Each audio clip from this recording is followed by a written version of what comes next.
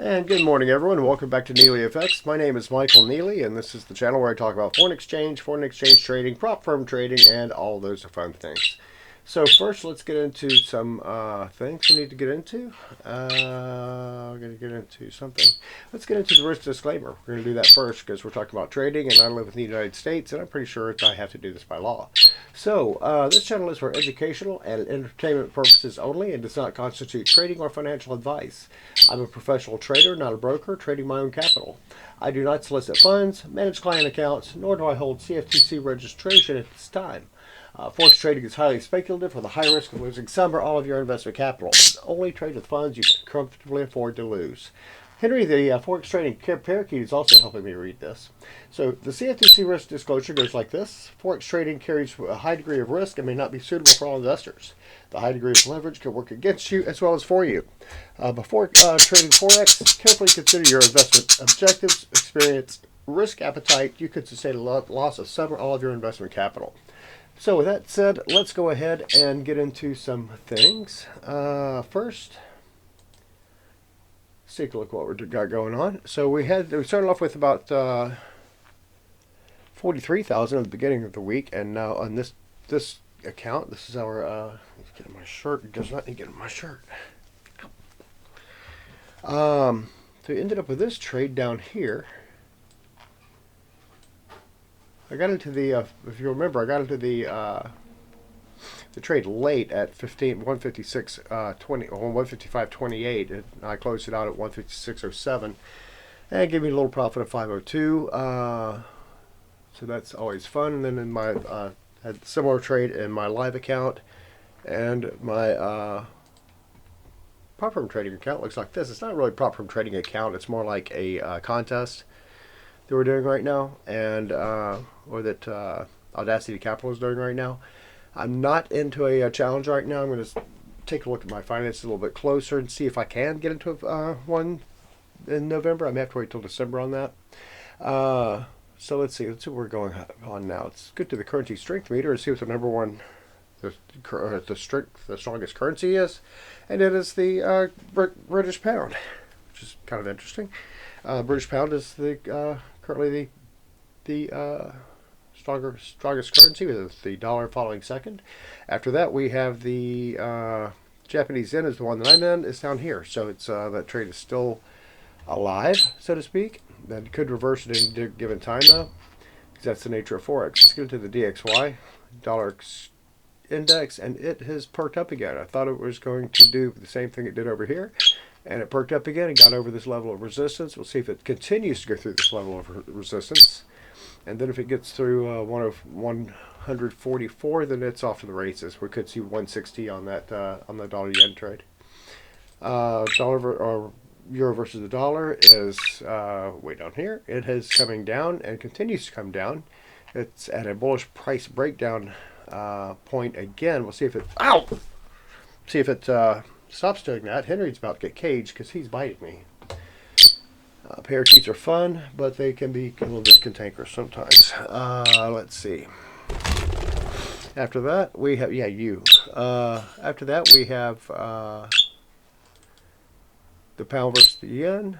Pardon me, the dollar versus the yen, and we're starting to get in this area of selling right here. See how broad it is? It's got a weak high right here at 158.93. If this even hits that, I don't know where that weak high is from. Let's go back to our weekly chart and see if we can find, well, see if we can just consolidate down a little bit. Okay, the weak high is right back here, set back in January. So it's January's high. We'll see if it gets through this area and gets into there. I do probably want to set some stop losses that preserve my profits, or in fact maybe start all over again and get over that and come back in around 157.75 and see if that happens, just to protect profits. Let's see. Pound versus the dollar. Go ahead and take that back out. We don't need to see that close. It's bottoming out here, kind of a little bit right there on the July high and the September low daily close. How about that? It's just really just revisiting areas that it's been before and bouncing right off of them. Dollar versus the yen. Pardon me, pound versus the yen. Now we're doing the pound versus the yen. it's continuing to take off too. Just kind of, it's actually mirroring the dollar versus the yen. They're both kind of mirroring each other. UCAD's perking back up again. Kind of reclaimed yesterday and is starting to move again. Today, it looks like a lot of dollar strength going on right now. CAD yen is kind of preceded the dollar yen. It's at 111.98. That's a very nice run right there. It's got a weak high right there. That let's see what the January high was on that. January high is going to be right here, and it's already blown through that. So we everything trades the same way it's going to trade, with the dollar, CAD yen, pound yen, and dollar yen. They looks like a lot of it is trading on Japanese currency weakness, which would consolidate, which would make that trade run a little bit further, even with the dollar yen seems to be lagging. Aussie, we're not getting as much movement on the dollar yen upward, but that could change. Aussie yen, pardon me, Aussie dollar, Aussie US dollar. We are right here.